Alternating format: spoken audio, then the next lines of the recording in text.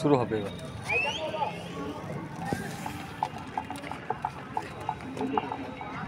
Striking জোনে nuggets এবং মানসাকি প্রান্তে মুজু বলে দৌড় শুরু করেছেন আসিফ মেহরুল। ফাস্ট বলে কিন্তু গতি আনতে গিয়ে নিয়ন্ত্রণটা হারিয়েছেন। অতিরিক্তের হাত ধরে রানের চাকা ঘুরতে শুরু করলো নেটওয়ার্ক মোবাইল অ্যান্ড ইলেকট্রনিক্সের।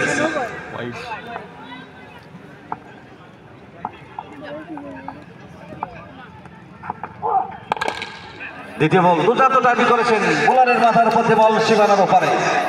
দৃষ্টিনন্দন একটা চয়েস নাগাসের ব্যাট থেকে।